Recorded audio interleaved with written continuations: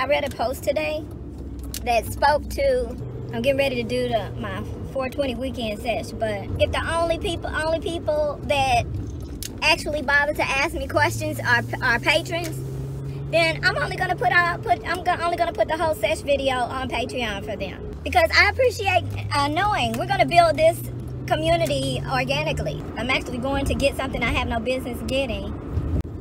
But then once I've gotten these things, I'm gonna go home and make some yammages, so that's a good thing. The bad thing is, I'm actually going to get some snacks to replace some snacks that I ate up like a pig. Like a pig, y'all. Oh, Popo got somebody up here. And all these people passing me up like I'm going too slow. Oh man, they coming for them. Go, y'all.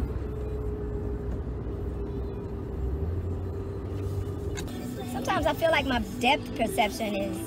Yeah, so the post that I saw today that I was talking about before I went in the store was talking about how she doesn't have the capacity to know what it's like to basically live free, like live with the freedoms that colonizers have, just from waking up every day in white skin. So that speaks to a point that I've made in most of my videos about how it must be nice. You know, I look at them sometimes and I'm like, wow, it must be nice to be that free.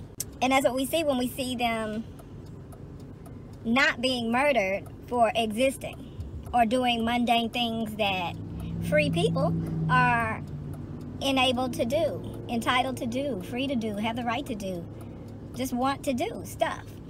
And I was reading that going, yeah, like that's what I was saying that time. You know, when I'm during moments of lofty thought, you know, that's the kind of thing I'm thinking. Come on, old man. Oh, he got his damn cell phone. Is he looking at porn?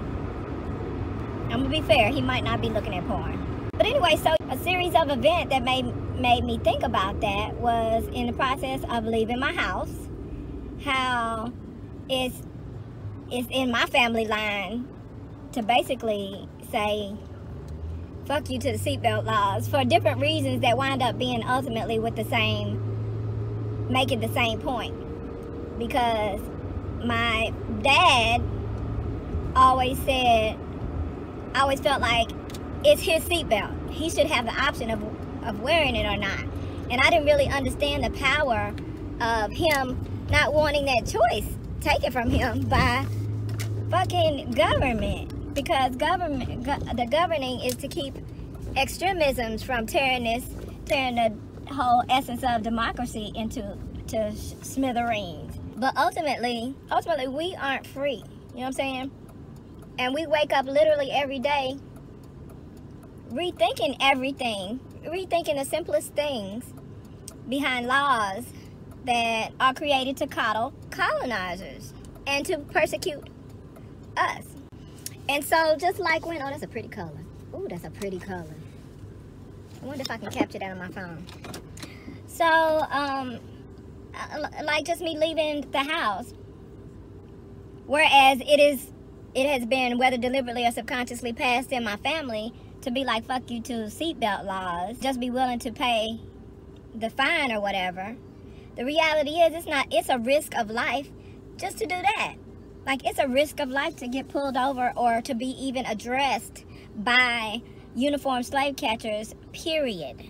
You don't have to be doing anything to be assassinated at any given moment. They will find just cause to support your assassination. So, yeah, all of that whole ass thought process and all of these considerations that I just made this video about, spent 10 minutes explaining in this video, are all the things that we have to consider just before doing a simple tasks. And in that event, my task was wearing my seatbelt, which incidentally is another thing that was criminalized with the ultimate primary goal of having yet another outlet by which to profile black people. Oh my God. The orchestration of the shenanigans is really something when you think about it.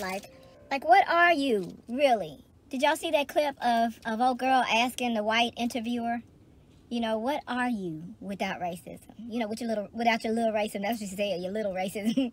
What are you without your little racism? You know, that's when you need to look in the mirror. Okay, great. We hate black people. They're terrible. Whatever, whatever.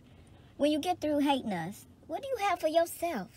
Like what good, positive, constructive energies, loving energies can you incorporate into your life for yourself? Or do you have that in you culturally?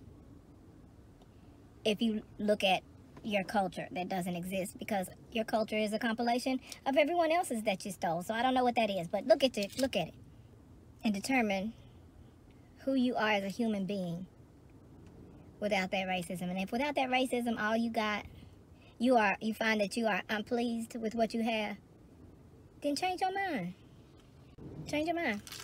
You cannot be racist, Becky and Bradley. You can break the cycle.